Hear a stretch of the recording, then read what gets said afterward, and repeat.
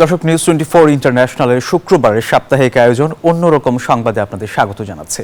আপনাদের সাথে আছি আমি সোহাগ বক্স। সামনে চীনের চন্দ্র নববর্ষ, তাই দেশটির বৃহত্তম পাইকারি বাজার ইউ ইন্টারন্যাশনাল ট্রেড সিটিতে এখন উপচে পড়া ভিড়। তবে এবারের উৎসবের আকর্ষণের কেন্দ্রে রয়েছে ভুল করে তৈরি একটি খেলনা, স্থানীয়রা যার নাম দিয়েছেন ক্রাইং হর্স।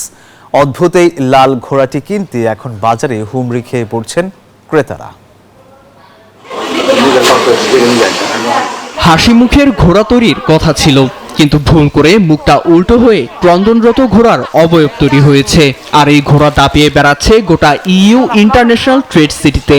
চীনের বৃহত্তম বাজারের ছোট্ট একটি দোকান হ্যাপি সিস্টারে ভিড় করছেন ক্রেতারা।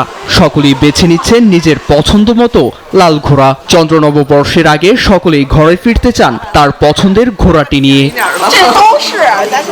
নববর্ষের জন্য ডিজাইন করা হাসি মুখের ঘোড়া তৈরি করতে গিয়ে এক কর্মী ভুলবশত সেলাই করে ফেলেন উল্টোভাবে। কিন্তু এটি এতই আকর্ষণীয় হয়েছে যে ক্রমাগত বেড়েই চলেছে এর চাহিদা।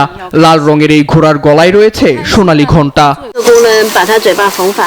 অনেক ক্রেতারা এটি পছন্দ করছেন। তারা বলছেন এটি যুক্তিসঙ্গত এবং আজকালকার কর্পোরেট জগতের সাথে মিলে যায়।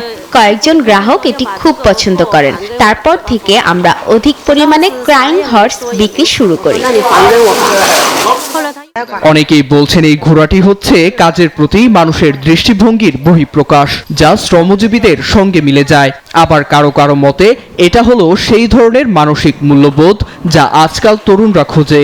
যে কারণেই হোক, কান্নারত ঘোড়াটি এখন চাহিদার শীর্ষে। Desk report, news 24।